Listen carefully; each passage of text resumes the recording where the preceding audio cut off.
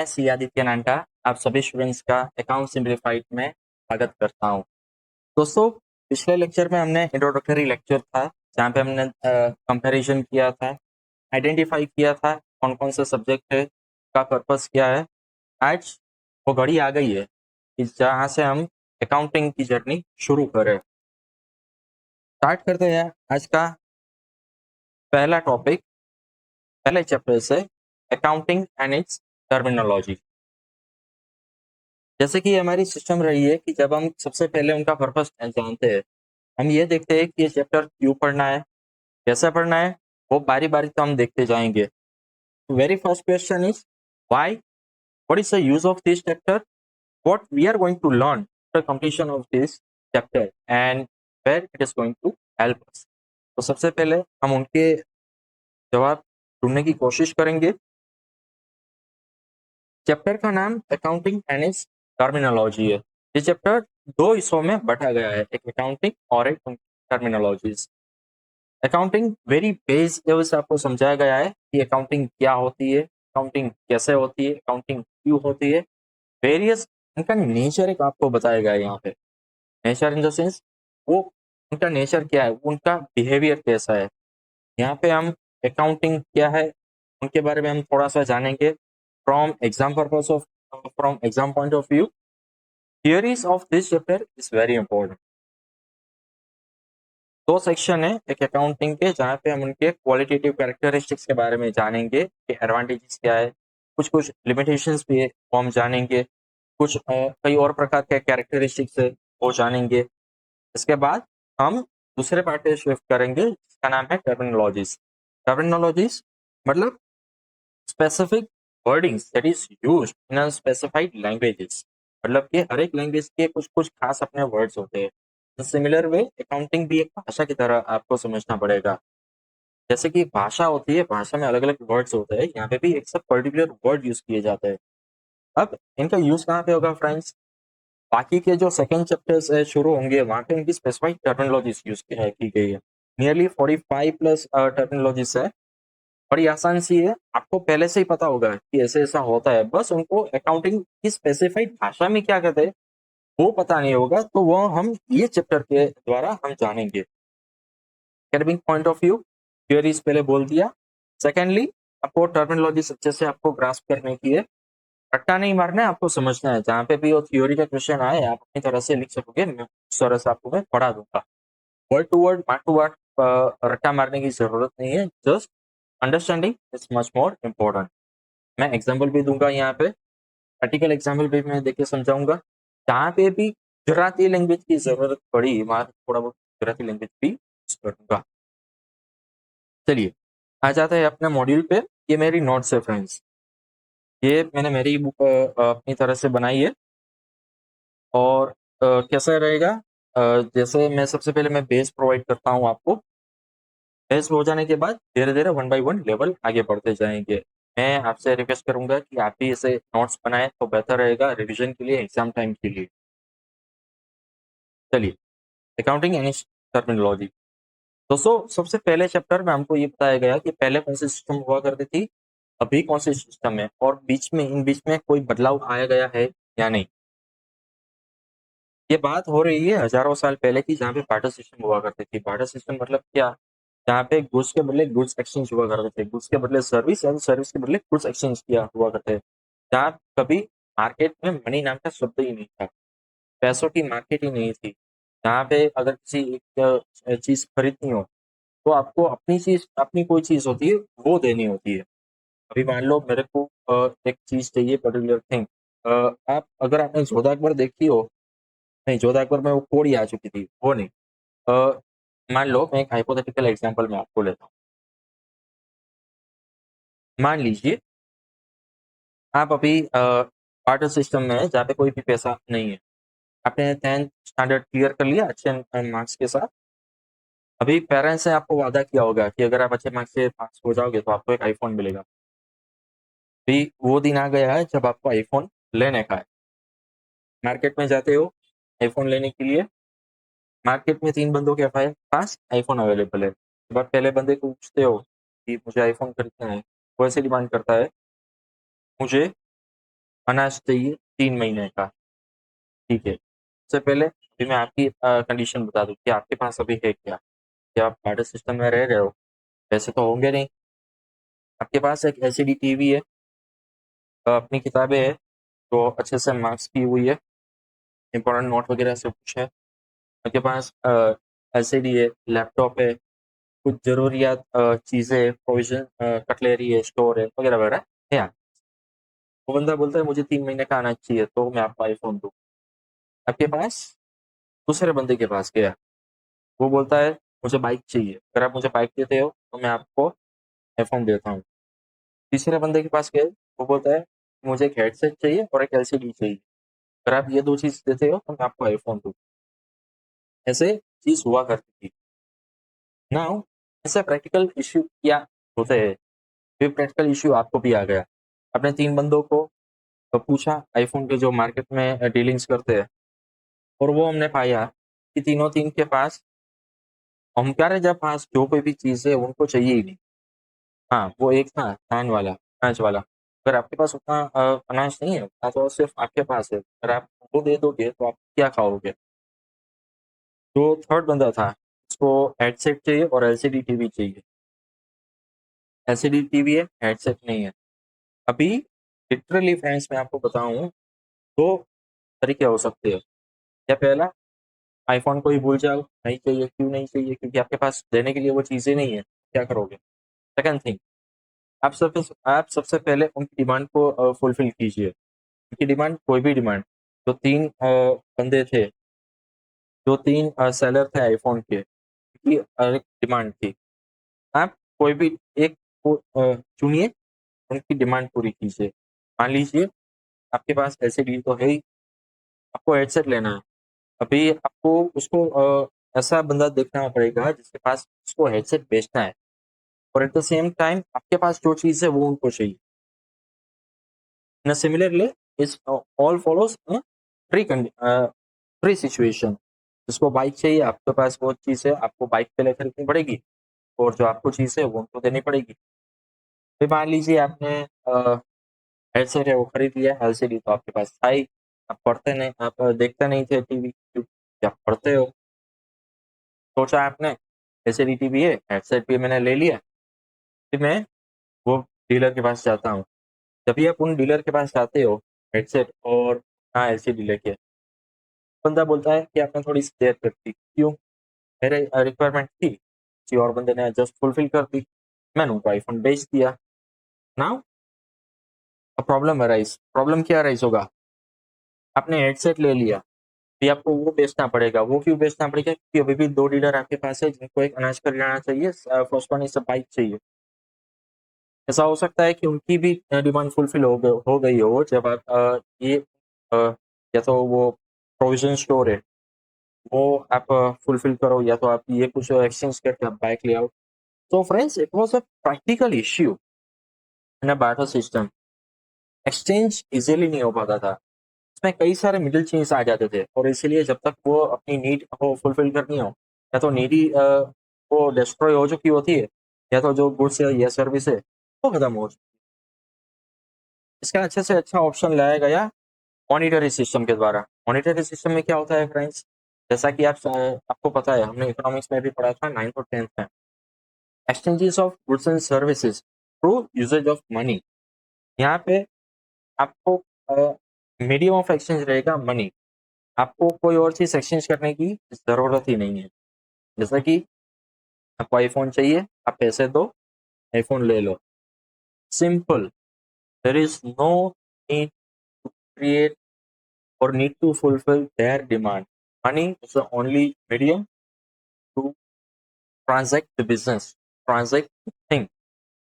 Economy में पैसे आने से कई सारी जो प्रॉब्लम थी, जो भी हमने डिस्कस करी, वो कम हो चुकी अभी, because we as a human have a tendency to enjoy facility more and more, and to become in name of saving of time, we become weak in terms of exercising things. So over a period, ये monetary system है वो बढ़ने लगी, improvise होने लगी। Improvise कैसे होने लगी? By establishment of a banks. Banks आने लगे। बैंक से क्या हुआ? पहले हार्डर सिस्टम में हम गुड्स को प्रिजर्व करना पड़ता था। गुड्स इतने सारे होते थे, कमरे भर जाते थे। फिर बाद में आया मॉनिटरी सिस्टम। मॉनिटरी सिस्टम में भी लोगों को लगा कि इतने पैसे भी मुझे दिक्कत हो रही है, इसको सिक्योर करने में, इसको प्रिजर्व करने में मुझे दिक्कत हो रही है, इजीली ट्रांसफर नहीं हो पा रहे। जैसे जैसे अपना होराइजन बढ़ता गया, बिकम्स डिफिकल्ट। मैं आज यहाँ पे गुजरात में हूँ, मुझे महाराष्ट्र से गुड्स खरीदते हैं। अगर मैं पैसे लेके जाता हूँ तो भी दिक्कत आ जाती है, फ्रॉम पर्पस ऑफ सेफ्टी। तो बैंक्स आ गए। बैंक से क्या हुआ, पैसे वो हम बैंक्स में जमा करते हैं and transfer of funds get easily within minutes. आप कोई भी वर्ल्ड के कोने में पैसे पहुंचा सकते हो। Over a period of time banking system भी इम्प्रूवमेंट हुआ। बैंकिंग सिस्टम कैसे इम्प्रूवमेंट हुआ, वेरियस टाइप्स ऑफ फैसिलिटी आ गई। पहले चेक्स की सिस्टम हुआ करती थी, मैं आपको चेक्स देता, आप बैंक्स में जाते, बैंक में डिपॉजिट करवाते, वैसे 2 दिन के बाद आपके अकाउंट में क्रेडिट होते। सिमिलरली 2 दिन के बाद मेरे अकाउंट से डेबिट होते।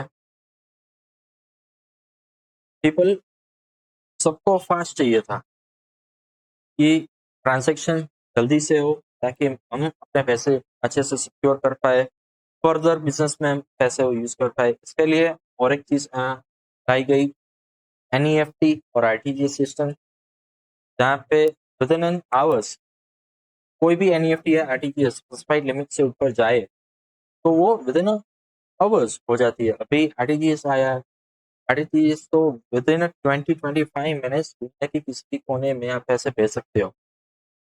इसमें भी एक दिक्कत है, लोगों को चेक्स बैंक में जाने जमा करवाने पड़ते। आरटीजीएस है, ड्राफ्ट है, सभी फैसिलिटीज बैंक में जाके जमा करनी पड़ती। तो इसका एक और एक ऑप्शन आया, डेबिट कार्ड, क्रेडिट कार्ड। अपन आपके पास पैसा नहीं है तो फिर भी यूज कर सकते हो क्रेडिट कार्ड, काफी लोग यूज करते हैं।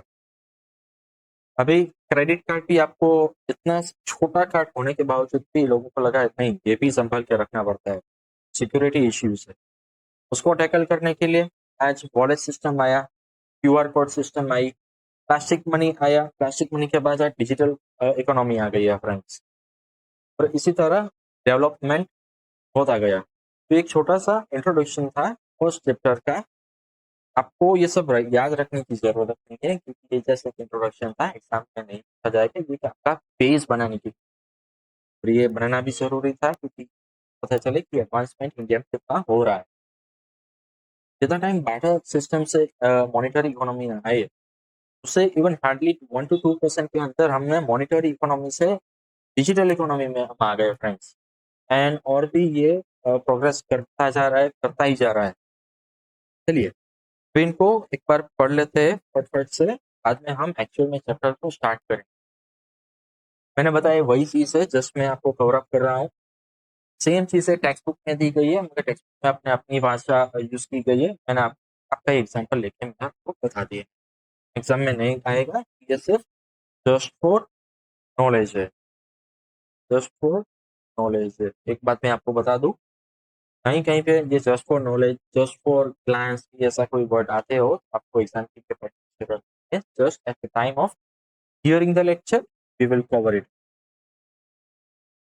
चलिए, have you ever thought what would happen if you ran back the era of apartheid? You have cleared your board exam with good marks and now you want to have a brand new iPhone. But the thing is that economy does not have a money and it just run on a barter system. Today, you are having a lots of books marked with important questions. Apart from this, you possess of past papers and some stationeries. Your personal room has an LCD TV, a soundbar, and a PC. You are looking for a person who is selling an iPhone.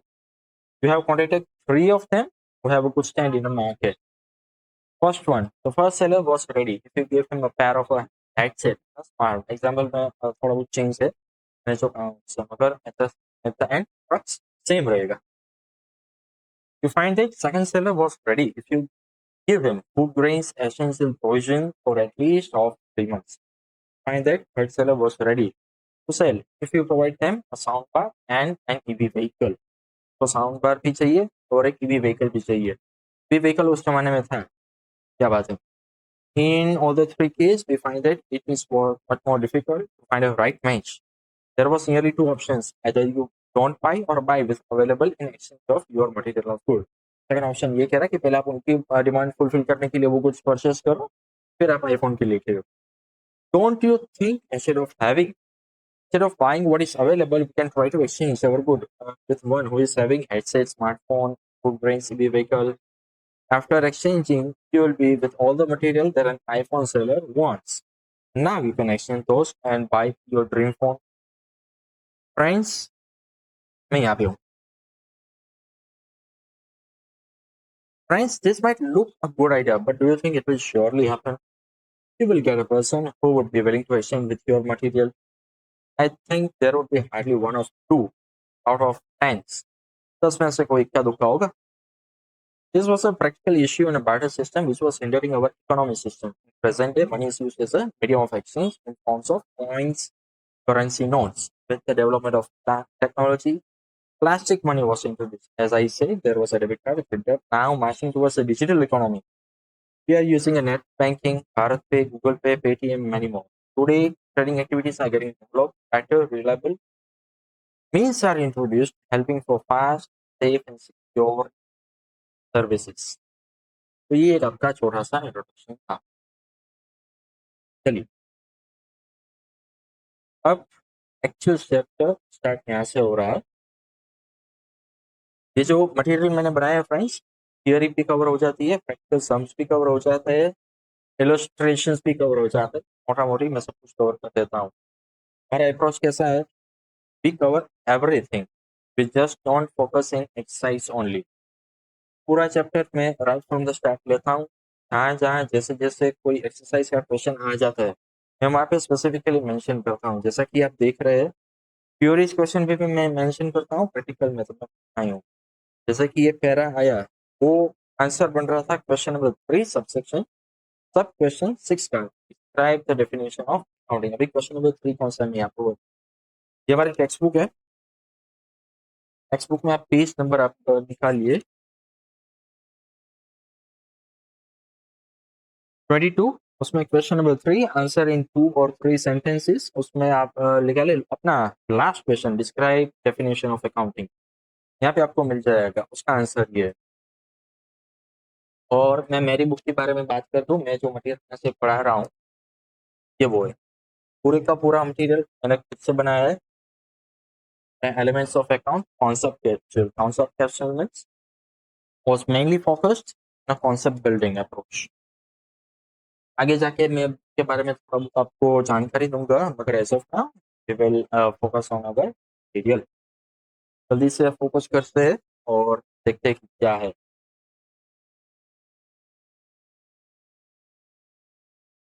In present time, human beings use money to fulfill their own needs. Generally, medium of money is acceptable to other parties. Due to acceptability, quality of a money transaction takes place. When a transaction takes place through money, important है, एक बार वापस से बोल रहा हूँ. When a transaction takes place through money, they are known as economic transaction.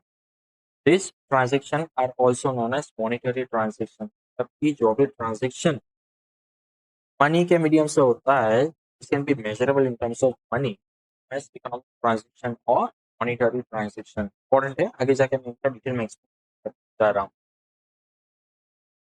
Now,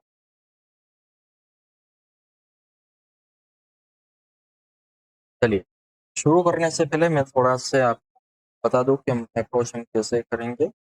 मैं सबसे पहले आपको पूरा कॉन्सेप्ट में पढ़ाऊंगा, एक टाइम दूंगा जहाँ पे आप मुझे पॉज करेंगे. मैं जब बोलूंगा तब आपको पॉज करना है, नोटबुक में आपको लिखने का है. जब मैं पढ़ाता हूँ आपका फोकस मेरे पे होना चाहिए और दी गई मटेरियल पे होना चाहिए जो स्क्रीन पे आपको दिख रहा है. दूसरे और कोई काम आप ना कीजिए तो बेटर रहेगा. तो सर सबसे पहले क्वेश्चन मैं आपसे पूछता हूँ कि what do we mean by accounting.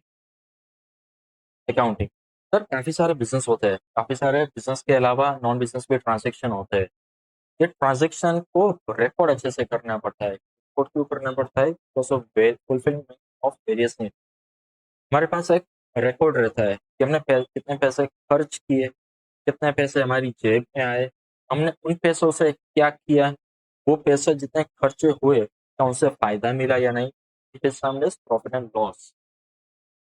कितना हमने परचेज किया, कितना सेल किया, कितना एक्सपेंडिचर हमने इन्वेस्ट किया, and this is necessary why they are the means. तो ये बताता है, आपकी कैपेसिटी बताता है कि अभी आप कौन से कंडीशन पे हो, रिच हो, पुअर हो, स्टेबल हो, अनस्टेबल हो, क्या हो आप, सारी की सारी चीजें आप अकाउंटिंग से पता कर सकते हैं। मान लीजिए अगर आपके पास पैसे है, आपको गिनने की मैं इजाजत ना दूं, आपको मैं बोलूं spend anything, spend in any way you like, आपसे छोटे उम्र के भी बच्चे होंगे ना, उनको भी पता चल जाएगा कि एक बार गिन लेना चाहिए, ताकि ऐसा ना हो कि मुझे कोई चीज खरीदनी हो और पैसे कम पड़े। इसलिए हम सबसे पहले पैसे को गिनते हैं, ट्रांजेक्शन करते हैं, एक्सचेंजेस होता है गुड्स का, हम या तो गुड्स बेचते हैं, पैसा आता है, तो हम गुड्स खरीदते हैं, पैसा जाता है, एक सिस्टमेटिक वे में एक रिकॉर्ड बन जाता है। Accounting is all about recording of a transaction in a systematic manner। जब भी बात पैसों की आती है, वहां पे अकाउंटिंग भागा दौड़ा आता है। चलिए इनका एक ब्रीफली हम देखते हैं, बाद में ये फर्स्ट पैराग्राफ में describe the definition of accounting transaction whether made to barter or monetary system are required to be recorded। The system of recording of transaction is known as accounting। The system of recording transaction is known as accounting। In normal terms, accounting means recording of a transaction, which can be which can be receipt and payment, and income and expenditure to ascertain of a loss for a given period of time। क्या है, आराम से ये समझेंगे। सबसे पहले तो मुझे एक डाउट आ रहा है आपकी साइड से, आना भी चाहिए। ट्रांजेक्शन विद मैन तो बार्टर और मॉनिटर सिस्टम, सर थोड़ी देर पहले बताया, बार्टर सिस्टम निकल गया, मॉनिटर सिस्टम आ गया, लोग पैसों से ही बात करते हैं, पैसों के अलावा कुछ है नहीं। तो यहाँ पे ऐसा क्यों लिखा है, ट्रांजेक्शन मेड थ्रू बार्टर और मॉनिटर सिस्टम। बार्टर अभी भी है कि बिल्कुल वो इरेडिकेट हो गया है? तो इनका आंसर है मेरा फ्रेंड्स, बार्टर अभी भी है, अगर बहुत ही छोटी मात्रा में। अगर मैं 100 में कहूँ तो approximate 95% of transaction takes place in terms of money only. Rest of 5% है वो एक्सेप्शनल केस है। एक्सेप्शनल केस कैसे है वो भी मैं बताऊँ। सबसे पहले क्या होता था फ्रेंड्स, आपके पास बार्टर सिस्टम में कोई इसका मोल भाव नहीं होता था। मुझे ये चाहिए, तेरे पास है तो ये दे, ये मेरे पास है वो देता हूँ। यहाँ पे कोई फिक्स अमाउंट ऑफ मनी या वैसा कुछ नहीं था। ये जो करंटली होते हैं exchange of goods in place of goods, यहाँ पे पैसों की तुलना तो होती है। मान लीजिए केस, अभी फॉर एन एग्जाम्पल मैं आपकी एग्जाम्पल लूँ, आप मिस्टर यू यू खरीदते हैं गुड्स फ्रॉम मिस्टर एक्स, तो ट्रांजेक्शन कैसे फ्लो होगा, मिस्टर एक्स आपको सबसे पहले गुड्स देगा, आप उनको पैसे देंगे। मान लीजिए अपने को गुड्स चाहिए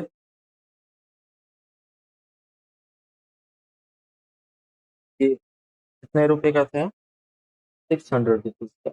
600 रुपीज के आपने गुड्स दिए, 600 रुपीज का आपने गुड्स लिए, 600 रुपीज आपने दिए। यहाँ पे भी सेम थिंग, बस सिनेरियो चेंज करके मैं बता रहा हूँ। मिस्टर एक्स के पास गुड्स है, आपको वो खरीदने हैं, आपने उनके खरीद लिया। देखिए आपके पास भी कोई एक ऐसी गुड्स है जो मिस्टर एक्स को चाहिए,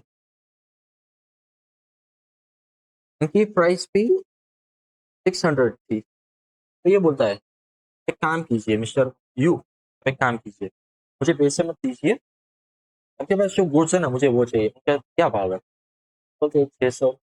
ठीक है, मुझे आपसे पैसा नहीं चाहिए, आप मुझे वो गुड्स दे दीजिए। ठीक, यहाँ पे आप पैसों नहीं देते, आप गुड्स देते हैं। गुड्स पर ₹600। ये रहा। थोड़ा सा आगे लेके जाता हूँ। व्हाट हैपन इफ,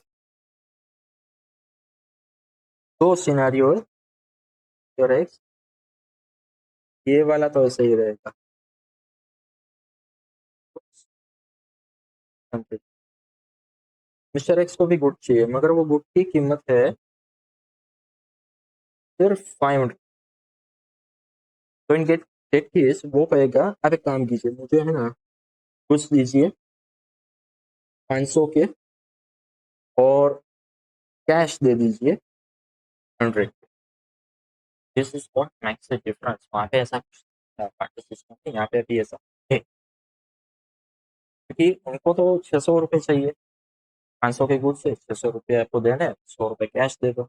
चलिए इसका एक उल्टा लेते हैं। अगर गुड्स की कीमत 600 नहीं, 800 रुपये, 800 रुपये, ये गुड्स तो 600 के ही है, ये गुड्स 800 रुपये के है। चलिए वापस से एक मैं एग्जाम्पल आपको देता हूँ। तो एक्स,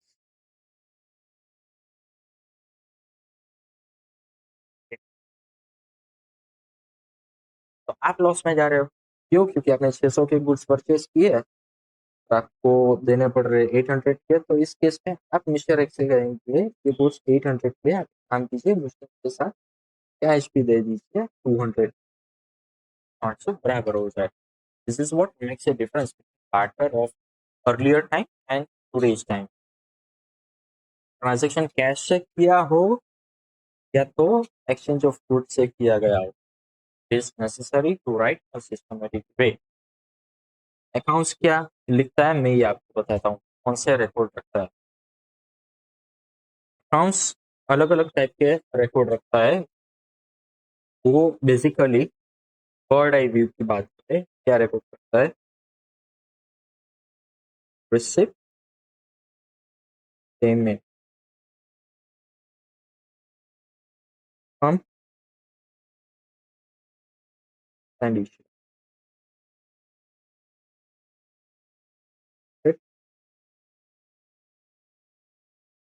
प्रॉफिट एंड लॉस आपको भली बात ही पता है, प्रॉफिट लॉस क्या है उसको समझाने अभी ये लेवल पे जरूरत नहीं है। यहाँ पे आपको सब रिसिप्ट भी सेम लग रही होगी, इनकम भी सेम लग रहे होंगे, पेमेंट भी सेम लग रहा होगा और एक्सपेंडिचर भी सेम लग रहा होगा। तो क्या कोई डिफरेंस नहीं है? नहीं, there is a vast difference between four of them. Receipt मतलब पैसों का आना, यहाँ पे लिख देता हूँ inflow of cash. Payment same time cash. Income means income अपनी आई जो हमने कमाया वो, एक्सपेंडिचर मीन्स जो हमने खर्चा किया वो। अभी भी पता नहीं चल रहा है कई स्टूडेंट्स को कि तो डिफरेंस हम क्रिएट नहीं कर पा रहे रिसिप्ट और इनकम के बारे में। अभी नो कौन सा रिसिप्ट है, किसको हम रिसिप्ट बोले, किसको पेमेंट बोले। चलिए मैं आपको एक सिंपल से एग्जाम्पल समझाता हूँ। Mister x received is 100 for selling goods for this 80। यहाँ से सारे के सारे एग्जाम कॉन्सेप्ट है वो क्लियर हो जाएंगे।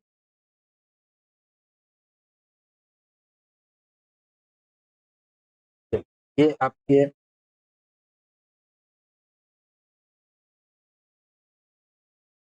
ये ₹100 का सेल, मतलब कि ये आपकी हो गई इनकम।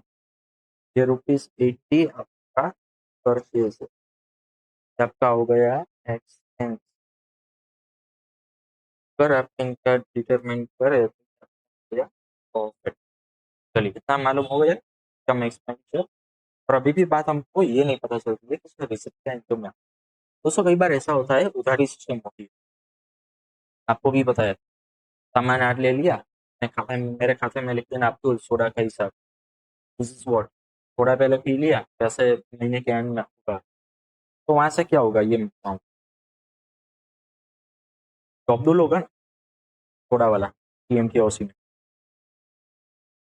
वो पूरा महीना राइट फ्रॉम 01 31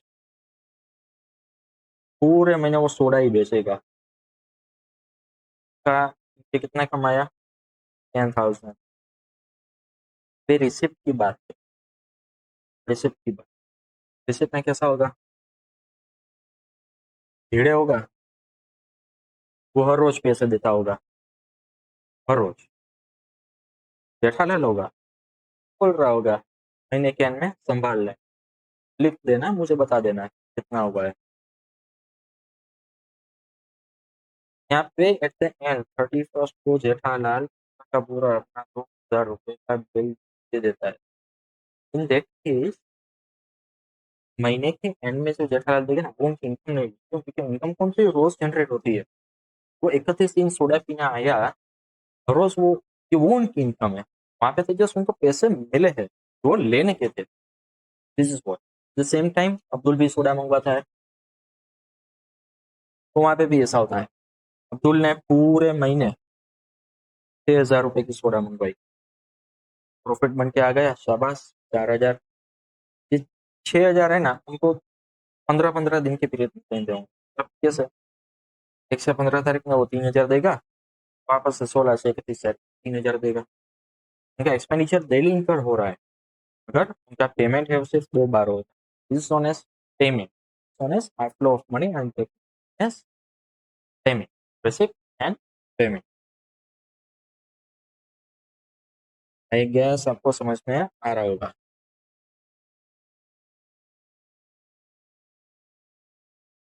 चलिए अभी आगे बढ़ते हैं, नेक्स्ट क्वेश्चन को लेते हैं, क्या दिया गया है मॉड्यूल में, हम देखते हैं। द टर्म मैं डायरेक्ट यहाँ से इशू कर रहा हूँ, क्वेश्चन बाद में पढ़ेंगे। The term accounting synonym of a bookkeeping. Many authors use bookkeeping in place of accounting. In this book, author has used the term accounting. Sir, what do we mean by this? Simple सी language में बताओ।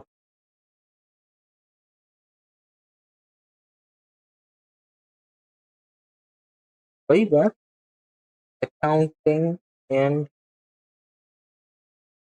Book keeping, तो दोनों नाम है ना साथ में लिए जाते हैं। What do we mean by accounting? अगर हमारी मदर टंग की बात करें, अकाउंटिंग में हिसाब, कीपिंग हिसाब, हिसाब किताब, अकाउंटिंग एंड दोनों वर्ड है वो इंटर रिलेटेड है, इंटरचेंजेबल है, वेरी इजीली इंटरचेंज हो जाते हैं। अगर कहीं पे भी आपको देखा define the provide the definition of a book keeping, provide definition of accounting, accounting and keeping सबका आंसर सेम रहने वाला है। अकाउंटिंग एंड बुक कीपिंग दोनों इंटरचेंजेबली है, अगर ये है मैंने अकाउंटिंग शब्द में भी पकड़ के रखा है। चलिए अब देखते हैं सर, ट्रांजेक्शन करना आ गया, जैसे लेन देन की बात हो गई, अभी बात आती है रिकॉर्डिंग की। Accounts is a systematic method to record the transaction. कौन से ट्रांजेक्शन रिकॉर्ड होने चाहिए? मॉनिटरी ट्रांजेक्शन रिकॉर्ड होना चाहिए, इकोनॉमिक ट्रांजेक्शन रिकॉर्ड होना चाहिए। इस बिजनेस में कई सारे ट्रांजेक्शन होते हैं, मॉनिटरी भी होते हैं, नॉन मॉनिटरी भी होते हैं। सारे ट्रांजेक्शन में से हमको जो मॉनिटरी ट्रांजेक्शन होना वही अकाउंटिंग का पार्ट है। It's an essential element. पैसों के बिना कैसा मैं बात करूं, पैसों के बिना मैं क्या ही प्रॉफिट निकाल लूं। Ultimately accounting is done to determine the status of an individual, कि भाई क्या स्टेटस है, प्रॉफिट है, लॉस है, क्या इंटरप्रिटेशन बन के निकलता आ रहा है। जहाँ पे भी पैसों की बात आएगी अकाउंटिंग चला आता है, जहाँ पे पैसों की बात नहीं है there is no place of accounting. तो मैं आपको बताऊं अकाउंटिंग की प्रोसेस क्या है। बिजनेस में कई तरह के ट्रांजेक्शन होते हैं, financial transactions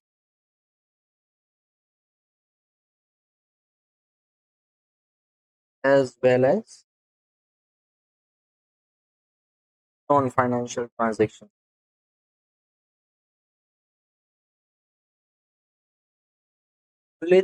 financial transaction will form part of accounting. Sir इतनी बात तो पता चल गई, पर हमको ये नहीं पता चल रहा है कि सर फाइनेंशियल क्या है, नॉन फाइनेंशियल क्या है। सिंपल सी बात बताऊं मैं, नॉन फाइनेंशियल ट्रांजेक्शन क्या होता है? Whatever you can be measure in terms of money, that is a non financial transaction. Sir और भी अच्छे से समझाओ, और भी अच्छे से समझाता हूँ, चलो। ने गुड्स बेचा, खरीदा, फिट बनाया, तब आपको फाइनेंशियल पार्ट कर salary the, advertisement, everything you're going to spend it money, and you're going to get a facility of what you pay for, and can be determined in terms of money, can be measurable in terms of money. That's why it is a financial transaction. मान लीजिए आपके business में एक बंदा काम कर रहा था, बहुत ही सीनियर लेवल का बंदा था। मेजोरिटी ऑफ जो आपके बिजनेस का प्लानिंग मैनेजमेंट रहता था उनके पास रहता था।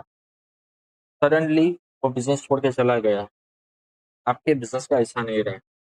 Now just determine the fact, what are the loss that you are going to face. वो पैसों की बात से वो लॉस आप डिटरमाइन नहीं कर पाओगे, बिल्कुल। आप ऐसे नहीं बोल पाओगे कि मेरे इतने हजार का, इतने लाख का या नुकसान हो गया। No my dear, you can exactly measurable. हाँ, आपको ये पता है कि इतने से इतना तो हुआ ही, वो बात नहीं कर रहा हूँ। एग्जैक्टली फिगर आप नहीं ले पाओगे, जैसे कि वहाँ पे था 600 रुपये की गुड्स से, 800 रुपये से 500 रुपये, वैसा फिक्स अमाउंट आप डिटरमाइन नहीं कर पाओगे। And as you can determine fix amount, the nature becomes a non financial transaction. कई बार ऐसा होता है, आपने डोनेशन दिया किसी जरूरतमंद व्यक्ति को, मान लीजिए अपने से आपने 50 रुपीज से क्या दिए, तो आपको कैश बेसिस देता है भाई आप धंधे में तरक्की करो, दुगना चौगना 5 गुना कमाओ। अभी आप ऐसे लगाओ कि भाई मेरा अभी बिजनेस हो रहा है 10 लाख रुपए का, मुझे वेल विशेष मिल गई दुगना चौगने की, मैं एक एंट्री डाल देता हूँ। क्यों? क्योंकि it can be measurable in terms of money. Is that so? No, that's nothing. ऐसा आप कर ही नहीं सकते, बेसिक सी चीज है, ये भी आपको पता है। तो such transaction, non financial transaction, ये मैं आपको इन डिटेल में ले जाने वाला हूँ चैप्टर 2 में। चलिए, पहले कि ये सब बंच होता है ट्रांजेक्शन का, इतना सारा ट्रांजेक्शन करती है, इनमें से हम फाइनेंशियल ट्रांजेक्शन पहले हम उनको सॉर्ट कर देंगे, पूरा का पूरा हम फाइनेंशियल ट्रांजेक्शन निकाल देंगे। जो फाइनेंशियल ट्रांजेक्शन है वो रिकॉर्ड करेंगे, recording of financial transaction, financial transaction record में क्या क्या करेंगे देखिए, सिंपल सी लैंग्वेज में पढ़े, आप डिस्कस करते हो। चल, ये ट्रांजेक्शन नंबर लिख देता हूँ 1 2 5। चलिए, आपके 1000 रुपये आए, सेल, 1000 रुपये वापस से आए, सेल, 3000 के गुड्स परचेज किए, परचेज, 200 रुपये की सैलरी दी, आपने 500 रुपये के गुड्स बेचे, सेल, एडवर्टाइजमेंट की 100 रुपये की एडवर्टाइजमेंट,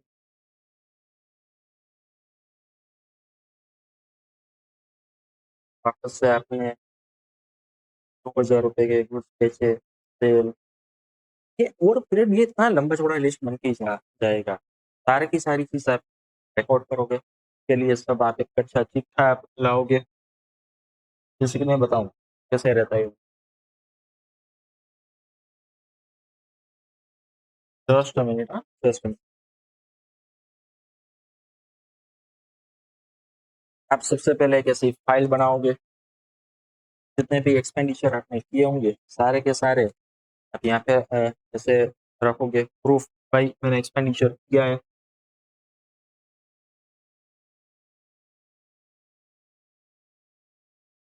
जस्ट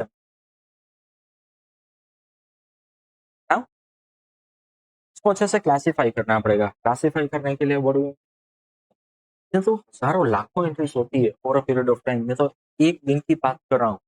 आप ऐसा सोचिए कि एक साल हजारों 10,000 लाख एंट्रीज होगी, आपको इनको प्रॉपरली क्लासीफाई करना पड़ेगा। क्लासीफाई कैसे करते हैं देखिए, सेल, सेल कितना हुआ, 1000, 2000, 500, मतलब 2500, 2500 प्लस 2000 कितना हुआ, 4500। परचेस, परचेस कितना किया, एक 3000। एडवर्टाइजमेंट कितना किया, 100 का। फिर सैलरी, सैलरी 200 रुपये। This is how we classify. जितने भी ट्रांजेक्शन होते जाएंगे इन फ्यूचर सब क्लासीफाई होते जाएंगे। जो सेल में आता जाएगा तो सेल में प्लस होता जाता, परचेज हम करेंगे परचेज में प्लस होता है एडवर्टाइजमेंट, जैसे things goes on and have a correct classification. एक बार करेक्ट क्लासिफिकेशन कर दिया, करेक्ट हेड में सब डाल दिया, ठीक है। अब उनका हम एनालिसिस करेंगे। एनालिसिस कैसे करेंगे ये में 1500 का सेल किया, 3000 का परचेज किया, 100 की एडवर्टाइजमेंट, तो सो अभी क्या प्रॉफिट बन के आता है वो हम देखेंगे। तो 1500, 500, 1200 का प्रॉफिट बन के आया। This is how we will come to interpret.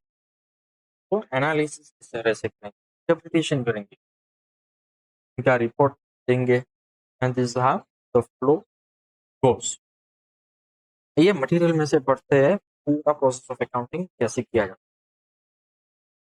चलिए, according to American institute of certified public accountant AICPA, नाम एक बार याद कर लेना, थोड़ा सा फैंसी नाम है। अगर एग्जाम में ये लिखते हो मार्क्स के ऐसे स्कोर होते हैं। जो पेपर चेकर है उनकी नजर में आपकी इंप्रेशन अच्छी हो। Accounting is an art of recording, classifying, summarizing in a significant manner in terms of money, transactions and events which are least of financial character and interpreting the result of। सारी की सारी बातें मैं अभी link करवाता हूँ, theory को practical के साथ लिंक करके बताता हूँ। देखिए, accounting is an art, the art of what, recording. क्या रिकॉर्डिंग करना है?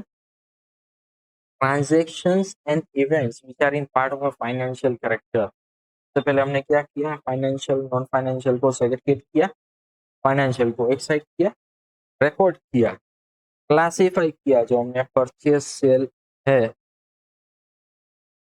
ये पूरा हमने क्लासिफाई किया, ये पूरा हमने रिकॉर्ड किया, क्लासिफाई किया, बाद में समराइज किया और इंटरप्रेट किया। इंटरप्रेट क्या किया, प्रॉफिट कितना बन के आ रहा है पॉइंट हमने इंटरप्रेट किया। चलिए, अभी वही पूरी की पूरी प्रोसेस टैबुलर फॉर्म में देखते हैं। तीन चीजों में डिवाइड, पुट, पुट यानी आइडेंटिफाइंग ट्रांजेक्शन, कौन कौन से ट्रांजेक्शन है पार्ट बनेंगे अकाउंटेंट्स के, फिर नोन एज इनपुट। फिर होता है प्रोसेस। प्रोसेस में क्या होता है, रिकॉर्डिंग, क्लासिफिकेशन, फिर आता है summarizing, forming, conclusion and interpretation. Last one is recording. जो रिजल्ट आया बताते हैं। चलिए, प्रोसेस ऑफ अकाउंटिंग कैसे रहेगा, identification of events and transaction, process of financial character बात बताइए। known as input of events. Process, recording of a transaction, recording, classifying them in a correct head is an important। correct head होना जरूरी है, correct head नहीं है तो profit है वो अच्छे से नहीं दिखता है। समराइजिंग them ना सिग्निफिकेंट मैनर, सिग्निफिकेंट मैनर में समराइज करना। फॉर्मिंग ऑफ कंक्लूजन है, इंटरप्रिटेशन ऑफ क्या प्रॉफिट बन के आता है, क्या लॉस बन के आता है, एंड लास्ट में है रिपोर्टिंग। चलिए, अभी यहाँ तक हम रखते हैं, पहले हम पॉज करते हैं। मैं सबसे पहले आपको पर ले जाता हूँ, एक काम कीजिए ये वाला। मैं 1 मिनट तक ये पॉज करूंगा, आपको वीडियो पॉज करना है, ये लिख लेना है। आप अच्छे से नई कॉपी आप बनाओ अपनी, क्योंकि ये जो सब चीज़ें आप अभी से मेहनत करोगे वो आपको रिवीजन के टाइम, एग्जाम टाइम के वक्त वो काम आएगी। मुझे पॉज कीजिए आप और लिखना शुरू कीजिए।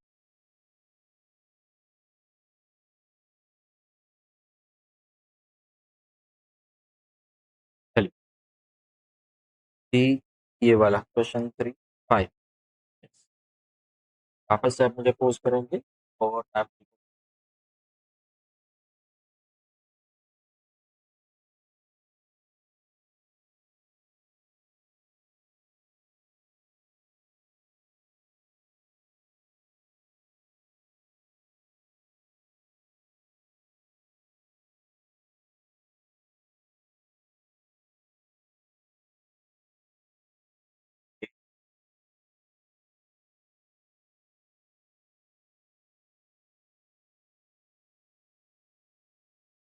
बेसिकली इनका फ़ायदा आपको ये होता है, आप एक बार आप लिखते हो तो आपके माइंड में भी एक बैक ऑफ माइंड एक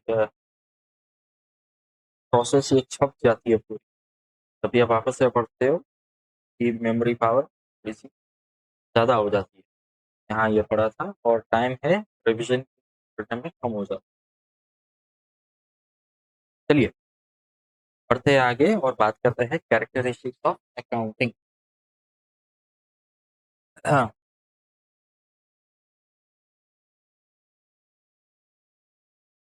हाँ। हुँ, तो what do we mean by characteristics? Characteristics मतलब उनका नेचर, उनका वर्ताव। क्या वर्ताव है अकाउंट का? अकाउंटिंग यहाँ पे हर एक चीज़ आते हैं, गुण भी आते हैं, अवगुण भी आते हैं, मतलब एडवांटेजेस भी आता है, डिसएडवांटेजेस भी आता है, क्या हेल्प करता है वो भी आ जाता है। भी आप पेन रख दीजिए मेरे साथ, ये देखिए मटेरियल को देखिए और आप अपना एक इमेजिनेशन पावर थोड़ा-सा बढ़ाइए, उसका यूज़ कीजिए और मैं जैसे-जैसे बोलता हूँ, आप समझने की कोशिश। अकाउंटेंसी, अकाउंटिंग में कौन-सी चीज़ें आती है, ये हमने जाना। ओनली फाइनेंशियल एलिमेंट जो चीज़ें होती है, which can be measurable in terms of money, वो चीज़ें हम अकाउंट में लिखते हैं। जो चीज़ें मॉनेटरी फॉर्म में मेजर नहीं की जाती, वो पार्ट नहीं रहती अकाउंटेंसी की। ये भी उनका एक कैरेक्टरिस्टिक। सेकंड, पैसों के साथ तुलना की जानी, it should be measurable in terms of money and there must be usage of money. अगर यूसेज ही नहीं है, तो ये कोई ट्रांज़ैक्शन नहीं हुआ। कई बार कैसा है, चलो मैं एक एग्ज़ाम्पल बताऊँ। आप खाली फोकट मोबाइल की शॉप में जाते हो, पूछने के लिए कि भई ये दिखाओ, वो दिखाओ, ये फ़ोन दिखाओ, वो फ़ोन दिखाओ। वो बंदा अच्छे से बोलता है कि ये 30,000 का आता है, ये 35 का आता है, ये लाख का आता है, वगैरह-वगैरह। तो ये बोलने से सिर्फ ट्रांज़ैक्शन नहीं हो जाता है। ऐसे होता तो सब आज घर-घर अंबानी, अदानी होते। तो बोलने से नहीं होता, there must be actual usage of money. अगर आप ऐसे बोलो कि भाई मैं भाव पूछ के आया, हाँ, चलिए रिकॉर्ड करते हैं transaction, no, it can't be like that.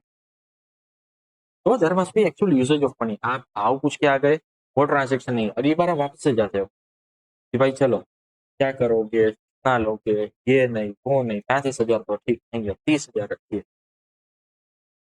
बात नहीं बनी, आ गए, वापस से आप जाओगे 30,000 में आपने फाइनल कर दिया। 30,000 कैश दिए, आपने चीज़ दी कोई, that is known as transaction and that transaction is eligible to be recorded in books of accounts. क्या करता है? अकाउंट की सिस्टम क्या करती है? क्लासिफाई करने में मदद करती है, जैसे समराइज़ में मदद करती है, समराइज़ बना के उनके इंटरप्रिटेशन में मदद करती है। सिर्फ अकाउंट बनाने के फ़ायदे नहीं है, बना के छोड़ दिया, तो उसका कोई लॉजिक नहीं बनता। अगर आप बना लेते हो, उसका यूज़फुल, मीनिंगफुल इंटरप्रिटेशन आप निकालते हो, तो वो बेनिफिशियल रहता है। How beneficial? मान लीजिए sorry, for a particular period, आपने 1 महीना का पीरियड मान लेते हैं, 1 महीने का आपने हिसाब-किताब किया, तो पता चला 1 लाख के गुड्स आपने बेचे, थोड़े बहुत 70,000 के आपने गुड्स वो खरीदे थे और वो बेचने के लिए आपने 20,000 30,000 का आपने एक्सपेंडिचर किया। जब आपने रिज़ल्ट देखा तो क्या हुआ? 1 लाख का आपका इनकम आया? आया। 70,000 के गुड्स परचेज़ किए? किए। जब 1 लाख माइनस 70,000 करो, बताओ कितना आता है? पार्टिसिपेट करो चलो, एलसी निकालो। 9 से हो जाता है, अच्छी बात है, नहीं होता है कैलसी निकाल लो। या 10th वाले नहीं रहे, बिना ऐसे-ऐसे करोगे। निकालो, 70,000 आए? 70,000 रहा, आपने सैलरी पे की, एडवर्टाइज़मेंट किया, जो कुछ भी इतना-चित्ता खर्चा था वो किया। 30,000 ले लो। कई लोग बोले मुझे, सर 30,000 तो हमारी ये बचेगा क्या? 30,000 एक्सपेंस बोल रहे हो, क्या बचा है? कुछ नहीं बचा। जिसके भी दिमाग में ये वाली बात पर going on a right track, रुक जाओ।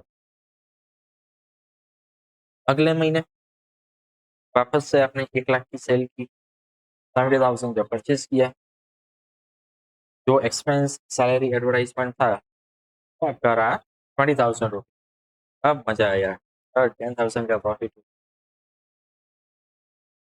वापस से आपने ये लॉजिक आप दोनों को कंपेयर किया, आपने जाना कहाँ पे गलती थी, गलती को कैसे सुधारे, कहाँ पे रूम है।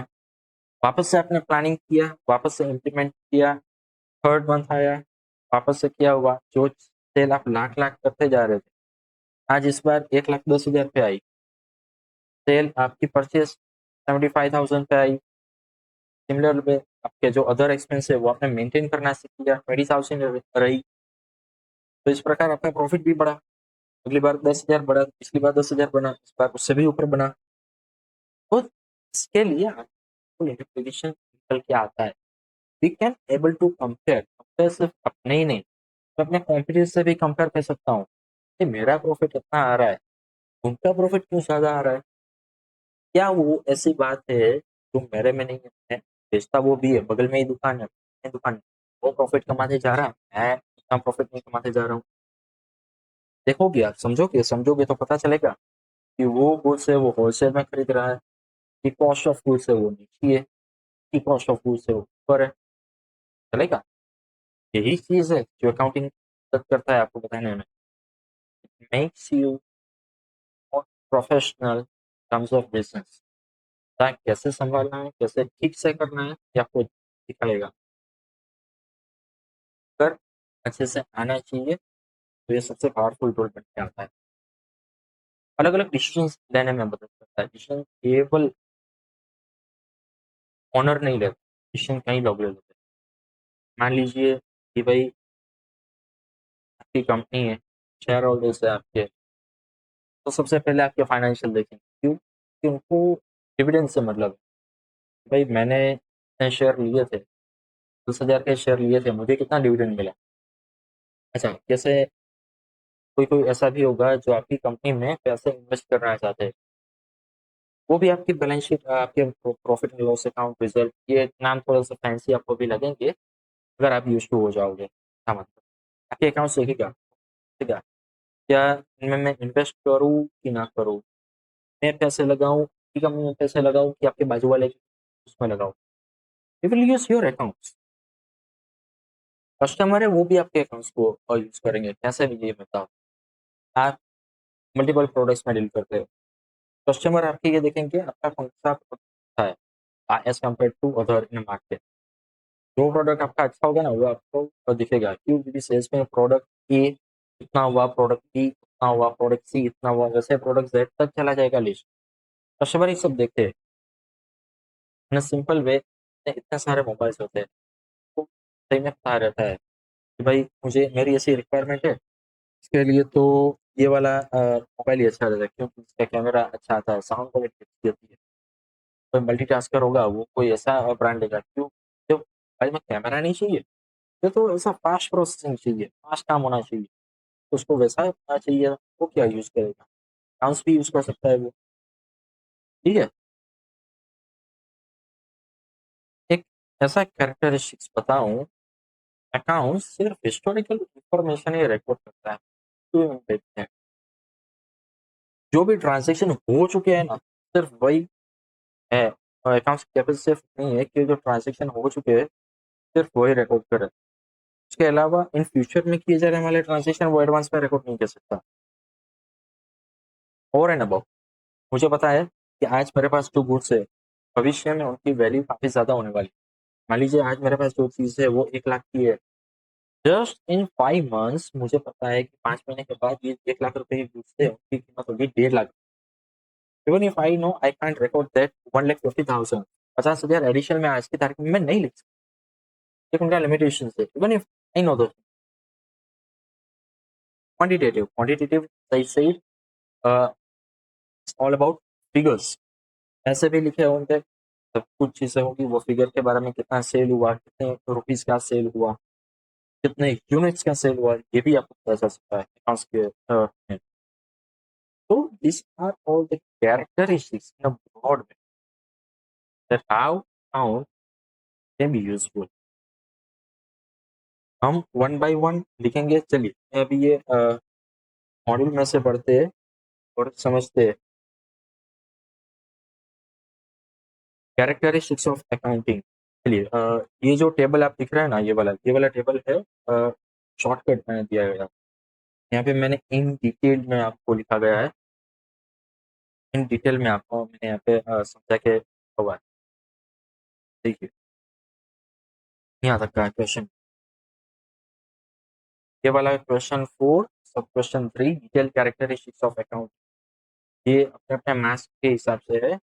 यहाँ पे अगर आपको बर्ड आई व्यू चाहिए जैसे कि आप पढ़ सकते हो। चलिए लिखेगा कोई नहीं, पॉज भी मत करना क्योंकि मुझे आपको समझाना है, समझ चुके हैं। अगर एक बार I want to textbook, सारी की सारी चीज़ें हैं ये मैं बता दूँ, टेक्स्ट बुक को बेस बना के बनाया हुआ है। कोई भी चीज़ मैंने बाहर से उतनी मेरी ही बना के मैंने नहीं डाली।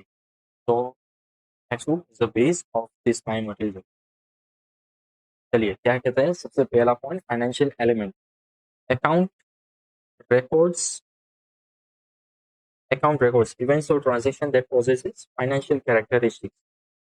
Any event or transactions which may be measurable, which can be measurable in terms of money, possesses a financial characteristic. That transaction are known as monetary transaction or economic transaction. If a transaction is not able to measure in terms of money on part of accounting, even if it has great importance from viewpoint of business, कोई भी transaction हो अगर money money की form में नहीं तो आप major कर सकते हैं, वो be part of accounting even if it is most important to your. चलिए एग्जांपल लेते हैं।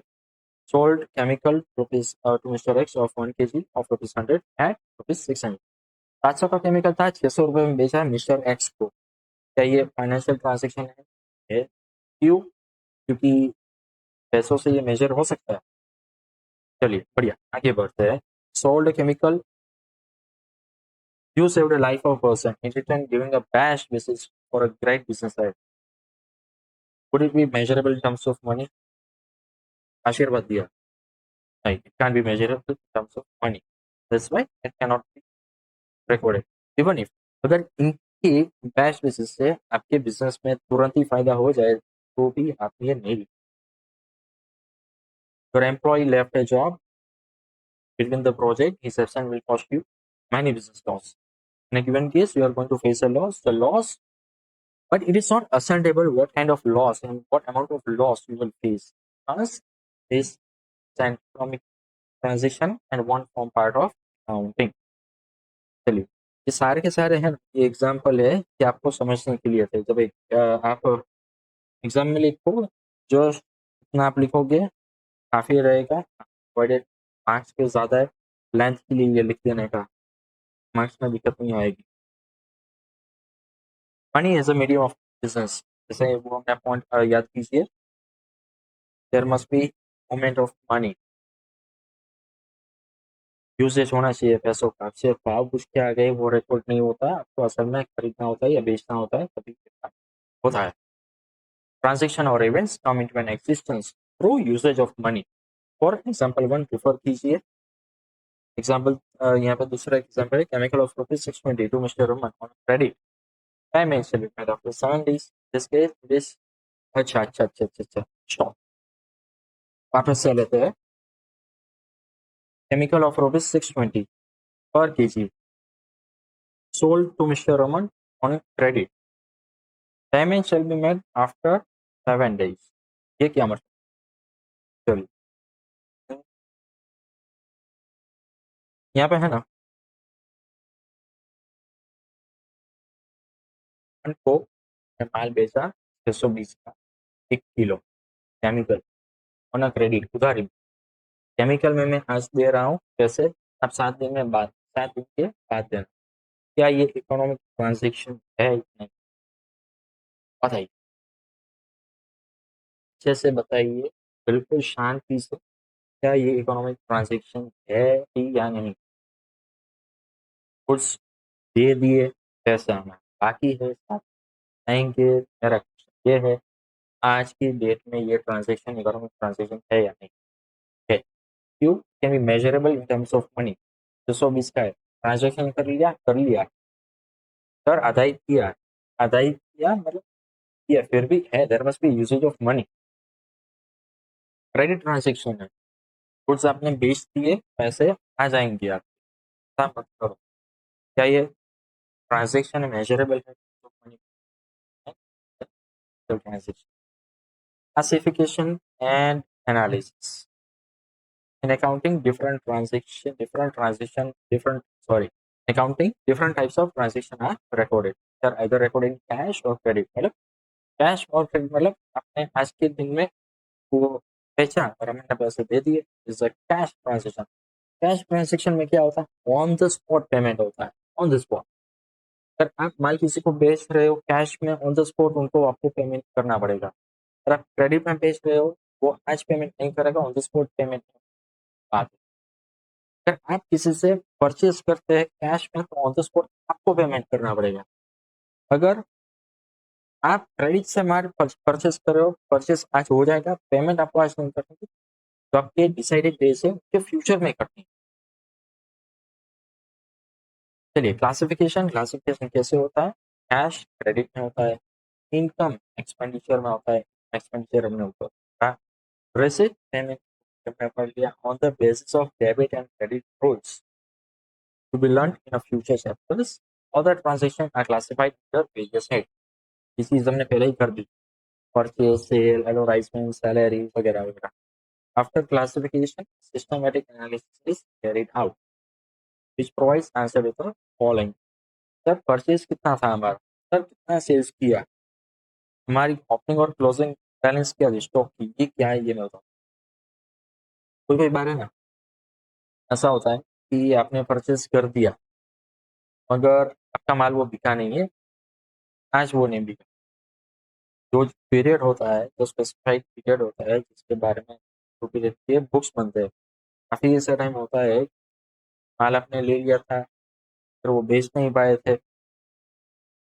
कोई माल ऐसा होता है जो स्टार्टिंग से है, वो ड्यूरिंग द पीरियड होता है। तो वैसे सब इंटरप्रिटेशन यहाँ पे निकलते हैं, एनालिसिस होता है।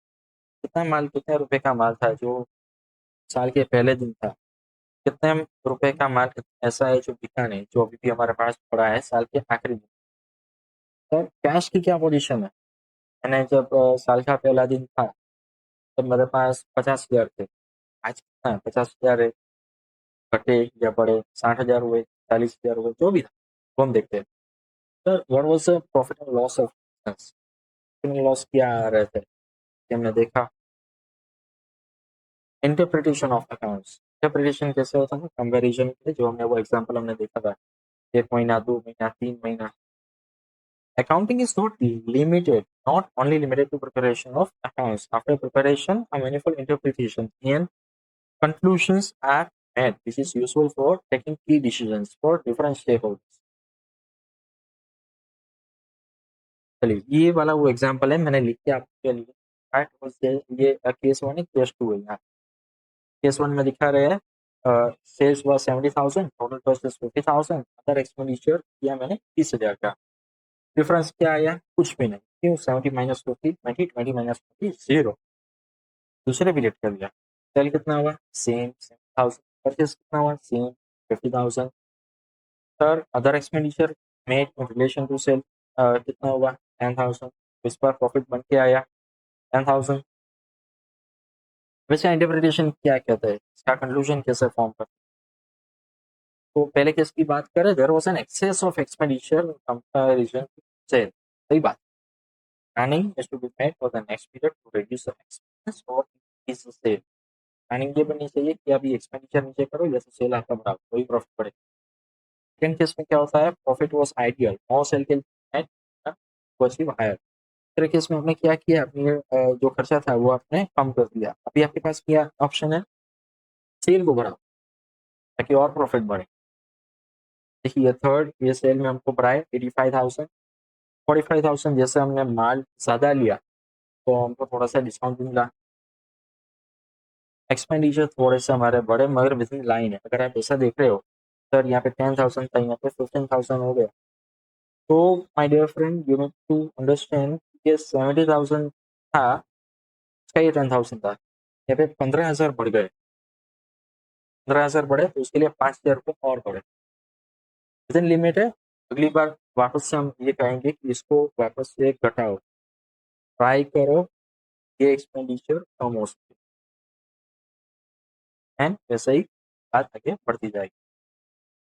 इकोनॉमिक डिसीजंस, जैसे ही हमने कहा कि अकाउंट्स भले ही खुद बनाते हो, अगर इसका फायदा कई सारे लोग होता है। कौन कौन से स्टेक होल्डर होते हैं? Share holder, how much dividend would they receive, कितना डिविडेंड मिलने वाला है, ऑनर आउट प्रॉफिट धंधा कितना प्रॉफिट रहने वाला है, वो जानने को मिलता है। क्रेडिटर, ये वाला एक पॉइंट है। कई बार ऐसा होता है फ्रेंड्स कि आप उधार में माल लेते हो क्रेडिटर लोगों से, तो उधारी का माल आपको बेचते हैं ना, वो क्रेडिटर बन जाते हैं आपके लिए। वो देखते हैं कि भाई इनका बिजनेस चल रहा है या नहीं चल रहा है। अच्छा, चल रहा है तो कितना चल रहा है, नहीं चल रहा है तो कितना नहीं चल रहा है। अगर वो को दिखाई देता है कि भाई बिजनेस इतना नहीं चलता है, तो वो क्या करेगा, क्रेडिट में उधार में देना बंद कर दे। ठीक है, देखा भाई, अगर आपको मेरे से ही कुछ परचेस करना है तो आप एक काम कीजिए, पैसे से ही रखिए, क्रेडिट में नहीं करना है। अगर वो कहता है कि भाई डिसेंट प्रॉफिट बन रहा है, लेट यू कंटिन्यू, चलो ठीक है, जो भी टर्म्स एंड कंडीशन बाकी हुई। हाँ, अगर आपके बुक्स ऑफ अकाउंट से अगर ये लगता है कि हाँ ये प्रॉफिट अच्छा ही जा रहा है बंदा, तो वो थोड़ी सी आप क्रेडिट पीरियड में टाइम वो सोच सकता है कि अगर मैं इनको 7 दिन के बदले 10 दिन दूँ, 10 दिन के बाद पेमेंट करे, तो मुझे ऐसा लगता है कि केमिकल जो गुड्स है वो थोड़े ज़्यादा परचेस करें। क्यों? क्योंकि प्रॉफिट मार्जिन अच्छी है, वहाँ पे माल बिकता है, और इसी के कारण वो चीज़ देने की कोशिश करेगा, एंड इसीलिए क्रेडिटर भी यूज़ करते हैं। Whether we can continue to give goods and service in credit, do we increase the credit limit period, do we convert into cash business loans. तो ये सारे सवाल है के answer. Customer, which product is good, वगैरह। prospective shareholder and investor, how much business do we be profitable in the near future, जो हमने पढ़ा वो qualitative, all the information now should be available in a quantitative form। Purchase कितना हुआ, कितने रुपए का हुआ, कितने यूनिट्स, ये सभी कुछ क्वांटिटेटिव है। Historical information, what do you mean by historical information? Transactions and events are recorded only after happening, no future transaction or event are recorded in advance, as only past event and transaction are recorded, shows only historical information। तो ये था हमारा characteristics. मैं side by side मैं आपको ये time दे रहा हूँ, थोड़ी देर में रखूंगा, आप पॉज कीजिए। कैरेक्टरिस्टिक्स हमारे खत्म हो चुके हैं, और अब लिख लीजिए अच्छे से।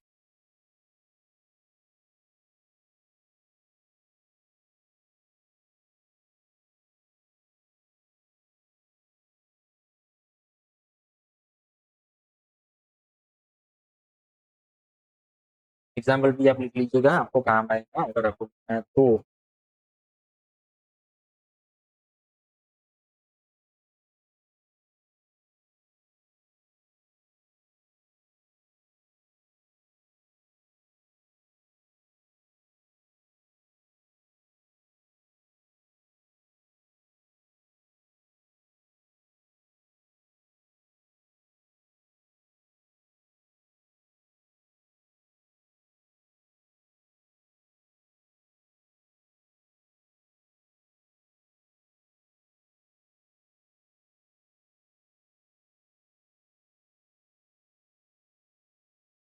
सेवन पॉइंट तक ही लिखना, डिटेल्स ऑफ अकाउंट जो उसका डेवलपमेंट क्या रहा है वो।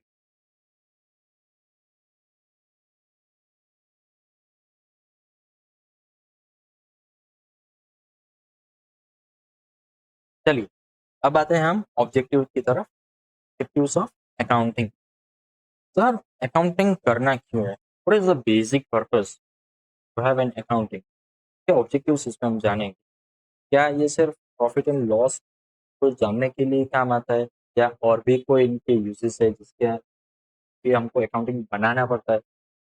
ये इसलिए इतना ज़रूरी है, ये बाकी जो कुछ भी है बेनिफिट्स है, वो प्रॉफिट एंड लॉस जितने ही इम्पोर्टेंट है माय डियर फ्रेंड्स। यस, सिर्फ प्रॉफिट एंड लॉस एक ही ऐसा मीन नहीं है जिसके लिए हम अकाउंटिंग बनाते हैं। अकाउंटिंग बनाने के लिए कई सारी चीज होती है, इतने सारे बेनिफिट्स होते हैं, इसलिए हम अकाउंटिंग बनाना पड़ता है। कई बार ये स्टैट्यूटरी ऑब्लिगेशंस भी होता है, गवर्नमेंट भी ये कहती है कि आपको अकाउंट बनाना है। And there some personal obligations to determine profit loss, to planning our future and to exercise control. चलिए एक बार एक हम देखते हैं। सबसे पहला जो ऑब्जेक्टिव मैं बताऊं तो इट इज परमानेंट रिकॉर्ड। जितने भी बिजनेस ट्रांजेक्शन करें उनका परमानेंट रिकॉर्ड होना जरूरी है। क्यों? It helps to avoid the dispute in future. मान ले कैसे, मान लो आज आप मेरे पास आए, मुझसे कुछ गुड्स लेके गए और आपने मुझे पेमेंट दे दी, मैंने पेमेंट लिख दिया, ठीक है। सेकेंड एग्जाम्पल मैं देता हूँ, वही केस, आपने मुझे पेमेंट नहीं दिया, क्रेडिट में ले गए। इन फ्यूचर आप मुझसे मुझे आप पेमेंट करने के लिए आओगे, अभी होगा क्या है ये मैं बता दूँ। अगर पहला केस में मैं लिख दूंगा ट्रांजेक्शन रिकॉर्ड हो गया, बराबर है, nothing to be worried. Second चीज, मैं बैक ऑफ द माइंड ही रखूंगा कि भाई हाँ, मैंने पैसे मुझे लिखना है, मैं लिखूंगा जब आप पेमेंट करोगे तब। आपने पेमेंट ही नहीं किया, पर के लिए मान लिया आपने पेमेंट ही नहीं किया, कंडीशन थी कि आप 7 दिन में पेमेंट, साथ में अगर पेमेंट नहीं किया 7 दिन तो ठीक, आपने पेमेंट ही नहीं किया, तो होगा क्या, जो गुड्स मैंने आपको दिए गए वो कभी कहीं ना कहीं मेरे दिमाग से छूट जाएगा रिकॉर्ड करने का, ठीक है। सेकंड चीज, मैंने आपको गुड्स दिए क्रेडिट पे, विद इन 7 डेज आपने मेरे को पेमेंट कर दिया। अच्छा, ये कई लोगों के मन में क्रेडिट पीरियड कब 7 डेज ना, just for an example I am using as a 7 days. Credit period depends upon party to party कि भाई कितना क्रेडिट पीरियड है, वो चाहे 1 दिन से लेके 6 महीने तक का भी क्रेडिट पीरियड होता है। रियल मार्क, चलिए, आपने 7 दिन बाद पैसा दिए, मैं वो रिकॉर्ड करना ही भूल गया, बाद में 15 दिन बाद मैं आपको फोन करता हूँ, भाई आपका पेमेंट एक बाकी है, करवा दो ना। Just see how will your level of anger. आप डायरेक्ट भड़कोगे, पेमेंट तो कर दिया था, अभी क्या पेमेंट करना है, होगा कि नहीं होगा। तो ये एक ट्रांजेक्शन की बात है, जैसे बिजनेस में पर्टिकुलर पीरियड, मान लीजिए एक साल में कई सौ हजारों ट्रांजेक्शन होते हैं, it's not possible to remember each and every transaction. और जैसे मैंने कहा, जो हो रहा था, जो हमारे दिमाग में जो असल हो रही थी, तो इनसे भी एक बचा जा सकता है। Second, to know the effect of transaction.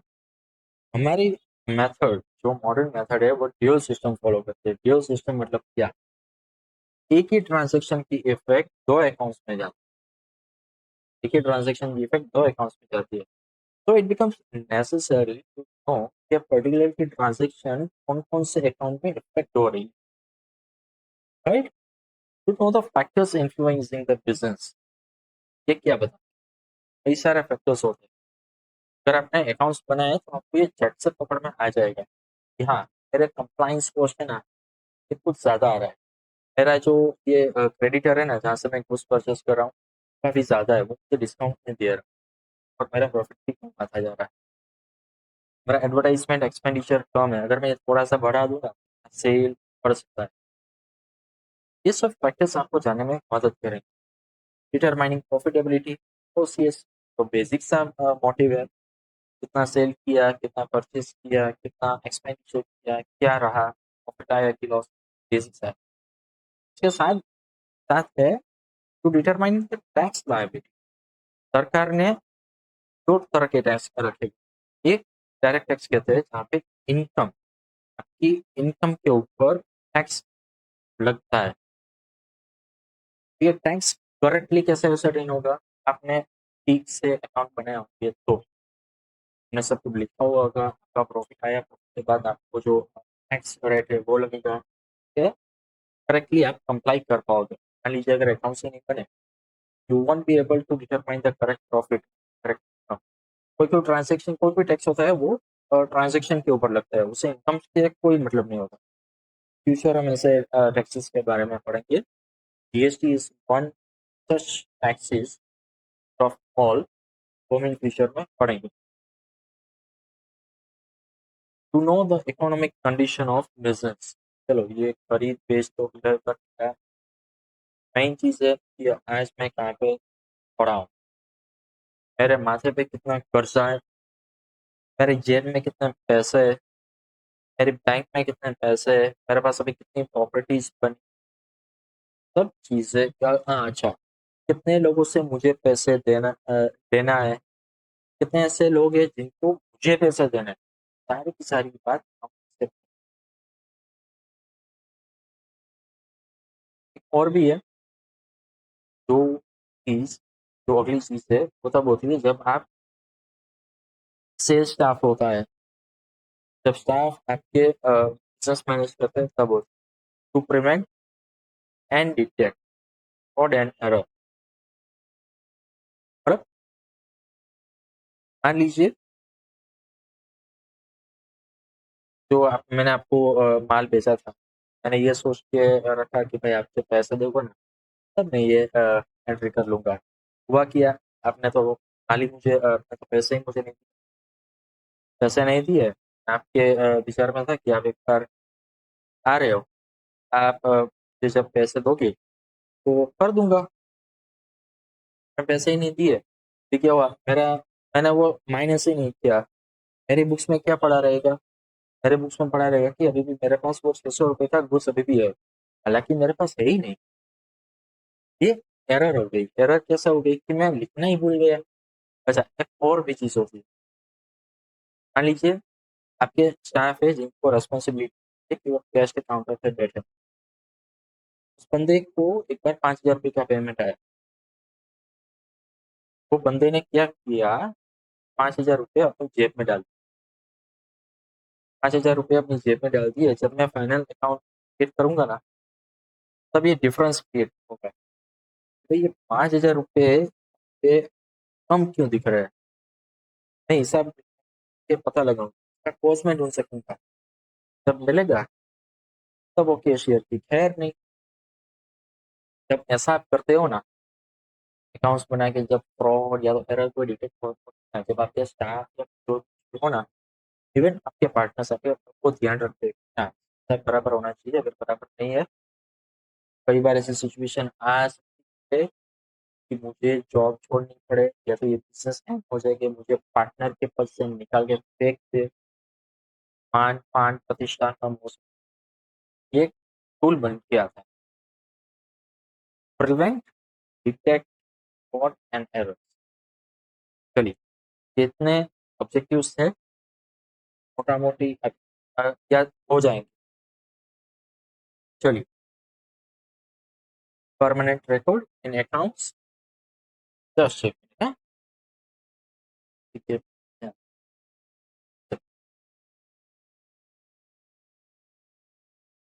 Permanent record in accounts, events and transactions are recorded in a written form, either in a book or in a computerized record purpose.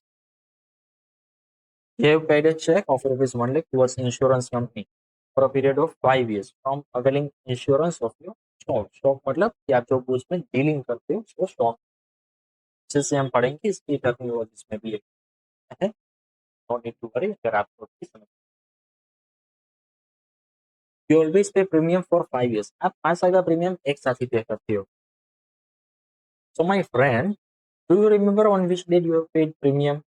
The last insurance, last date of premium was 30th October 2016. Date of expiry of insurance after 5 years is 29th of October 2021. It means you need to pay insurance premium for renewal on or before 20th 10 2021. अगर आपको जो insurance आप ये चालू रखना है, ये करना पड़ेगा 20 अक्टूबर 2021 से पहले। अगर आपने ये रिकॉर्ड ही नहीं करते होंगे, आपको पता कैसे चलेगा ये मुझे ये डेट से पहले मुझे करना है। तो it becomes a useful tool. बस आपने एक ऐसा कमरे में है, तरह से मैं कहता है अकेलू वाचक, मतलब कि जो लिखा हुआ है ना वो पढ़ सकते हैं, ये प्रूफ हो जाता है। To know the effect of each transaction, second point, the dual method of of recording of transaction, each transaction is has a debit and a credit effect, which affects the profitability and economic condition of business. Thus, accounting helps in obtaining effects of transaction in business. More information is in the later chapter. The second chapter. हर एक जो dual method of accounting है उसमें हर एक transaction की दो effect, कोई ना कोई इफेक्ट है वो प्रॉफिटेबिलिटी को अफेक्ट करती है, necessary to determine which under which head it affects. To know the factors influencing the business, every business is influenced by certain economic factors, which either affect you in a profit or in loss. Therefore, it is essential for every business to determine which factors affect positively or negatively. Business के कई सारे factors है, कोई factor ऐसा होता है जो आपको पॉजिटिवली अफेक्ट करता हो, वो फैक्टर होने से आपका प्रॉफिट बढ़ता है, कई फैक्टर्स ऐसे होते हैं जिनका होने से आपका प्रॉफिट बढ़ता है या तो लॉस करवाता है. So it is essential to determine the accounting. Fourth, very easy to know the profitability. The significant objective of accounting is to measure profit or loss for the respective period. Fifth, determining tax liability. Burden of tax is determined on the basis of person. It is generally determined on the basis of accounts. यहाँ पे मैंने gross profit लिखा, sales, cost of goods sold, gross profit sale था 5 lakh, cost of goods sold यानी कि purchase अभी मान लो 3 लाख, ग्रॉस प्रॉफिट 2 लाख आया, cost income advertisement electricity salary staff 50,000, profit of the year आया 1.5 लाख. ये 1.5 लाख के ऊपर मुझे टैक्स करना पड़ेगा. Know the quantum of receivable and payable, मुझे कितने कितने लोगों से कितना लेना है, कितने लोगों को मुझे देना है, ये सब बातें वो in a business. Instead of a cash transaction, credit transaction is also made. Credit transaction मैंने आपको बता दिया. The amount which is receivable from the customer is an asset for the business. And where some purchases are made or services are available on credit, the amount is payable to the creditor. It is a liability for the business. This can be ascertained record. चलिए ये बात है जानी पड़ेगी. ये ठीक.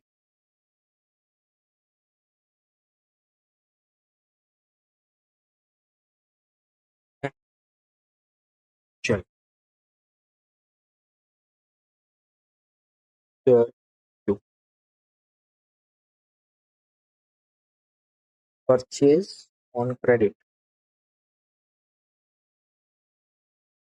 Credit tax. भी आपकी लायबिलिटी है, इन्होंने तो कुछ दे दिए, आपकी लायबिलिटी है, आप पेमेंट करना है. लायबिलिटी मतलब खर्चा, जवाबदारी. दिस इज लायबिलिटी टू पे, लायबिलिटी टू पे. ये जो मिस्टर एक्स है ना वो आपके लिए क्रेडिटर बन जाएगा. क्या बन जाएगा? Creditor. Similar way mister you, mister A,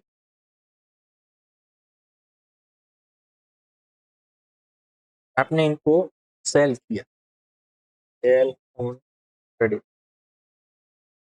ये आपने मिस्टर ए को सेल किया.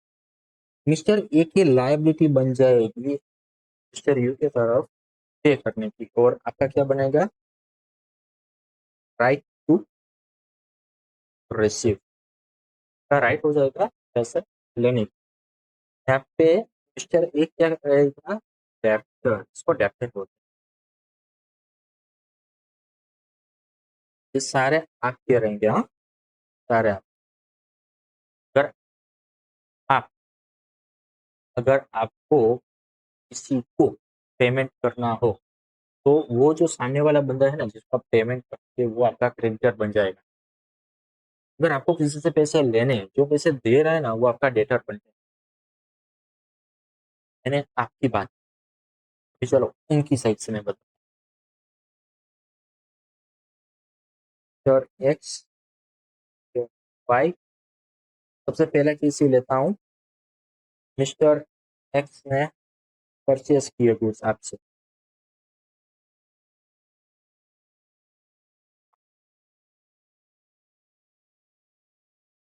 सॉरी सॉरी,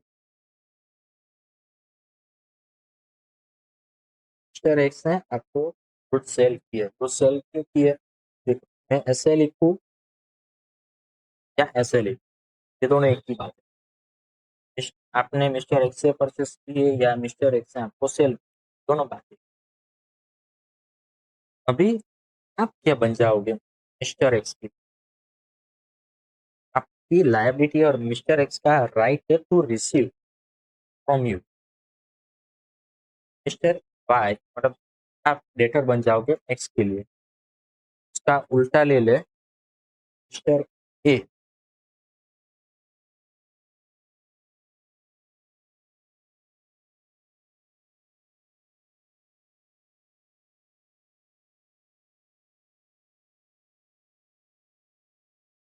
मिस्टर ए ने मिस्टर वाई से परचेज किया, तो मिस्टर वाई मिस्टर ए में क्या बन जाएगा? ये लायबिलिटी हो जाएगी पे करने की। मिस्टर वाई क्रेडिटर बन जाएगा, किसके लिए? मिस्टर ए के लिए।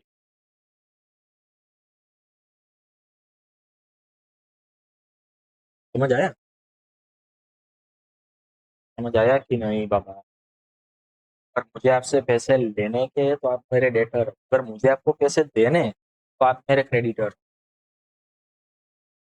चलिए, the quantum of receivable and payable. In a business, instead of cash transaction, credit transactions are also made. The amount which is receivable from the customer is an asset. The amount which is receivable from the customer is an asset, फायदा for the business, and where some purchases are made or services are available, credit. कहीं पे goods लिए या service उधार में लिए है, the amount is payable to the creditor, giver of the goods. It is a liability, is कर्जा for the business. This can be ascertained from the accounting records. Meaning of receivable and payable, तो ये बात है, मैंने आपको समझाई। चलिए यहाँ से भी समझते हैं। Mister x sold goods on credit worth rupees 10,000 to Mr. Y on 1st of October 2021. I shall pay on 31st of December 2021. भी आप बताना देखना मत, है देखना मत, ये बताओ। पहले मिस्टर एक्स बोल दो, मिस्टर एक्स के बारे में। Who would be Mr. Y for Mr. X? Mister X को पैसे लेने हैं मिस्टर वाई से, तो मिस्टर वाई क्या बन गया? डेटर बन गया। The same time mister Y को मिस्टर एक्स को पेमेंट करना है, तो मिस्टर एक्स क्या बन गया मिस्टर वाई के लिए? वो बन गया क्रेडिटर। देख लीजिए, given case mister x is giving goods against which he is receiving promise from Mr. Y that he will receive rupees 10,000 on 31st of December 2021. Therefore, Mr. X is a giver of goods and receiver of money. Mr. Y would be termed as a debtor of Mr. X. Mr. Y is in receipt of goods against which he made a promise. Pay sum of rupees 10,000 to Mr. X. Therefore, Mr. Y is a receiver of goods and the payer of the money. Mr. Y would be termed as a creditor for Mr. X. चलिए, to determine economic status of the business, कितना कर्जा में है, कितना कर्जा है हुआ, कितनी प्रॉपर्टीज मेरे पास है, ये सब है। The end of the year, what are the size of assets? मेरे पास जायदाद कितनी है? The size of liability, मेरे पास कर्जे कितने हो गए? Can be ascertained from the business. When the liabilities assets are more than liabilities, it can be said the business in a good condition. Yeah. अगर मेरे पास प्रॉपर्टी जायदाद वगैरह मेरे कर्जे से अधिक है, मेरी प्रॉपर्टी है मान लो 10 लाख, मेरा कर्जा सिर्फ 1 लाख का है, तो मेरी I am in a good position, I am in a good position, my condition is good. Why? क्योंकि मेरा कर्जा कितना कम है। इसका उल्टा ले लो, मेरे पास प्रॉपर्टी वगैरह सब कुछ मिला के सिर्फ 1 लाख है, मेरे पास कर्जा 10 लाख रुपए का है। इतनी खराब पोजीशन है, खराब पोजीशन है, इसको एडवर्स पोजीशन कहते हैं। To detect and avoid error fraud charges है।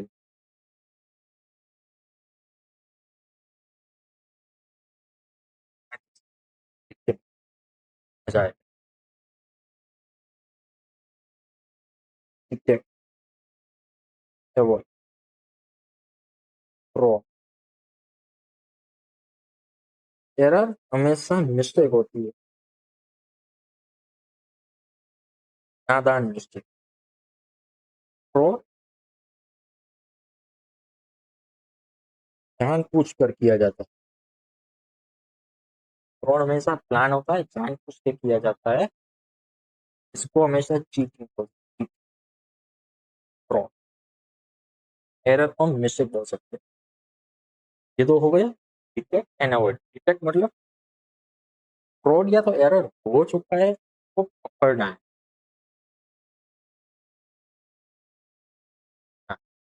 अवॉइड फ्रॉड एंड एरर हुआ नहीं है, चांसेस है कि हो सकता है। ये सब three three steps to avoid, से बचाना। क्या होने से बचाना? फ्रॉड या तो what we mean by investigation, by investigating prepared accounts, financial mistakes or crime can be traced down. Accounting helps in preventing fraud and undesirable events, maintains direct control over fraud and errors. Paid rupees 1000 to Shyam for bank as a salary, but failed to be recorded. Get mistakes here. At the end of the year, one can come to know that from bank statement the amount left out to be recorded. साल के आखिर में पता चलेगा जब आप हिसाब करके बैठोगे ना तब। चलिए, cashier theft 5000 from the cash locker account shows balance of rupees 50,000। मैं बताता हूँ। कैशियर था, कैशियर के पास पैसे थे, उन्होंने 5,000 रुपये अपनी जेब में डाल दिए, छू मंतर हो गया। बुक्स ऑफ अकाउंट में 50,000 बोल रहे थे, लेकिन जब गिने तो 45,000 ही। यहाँ पे आपकी सिस्टम काम आएगी। कौन सी सिस्टम की? अकाउंटिंग की सिस्टम। आपको पता चल गया, अगर आपकी अकाउंटिंग बने ही ना होते ना, आप क्या मानते? 45,000 50,000 आप मानते ही। This is what helps make a business secure, soundful and trustful. Objectives हो गए हैं, मैं आपको थोड़ा सा टाइम दे रहा हूँ, टाइम कर लीजिए, पॉज करेंगे मुझे और लिखते जाइए।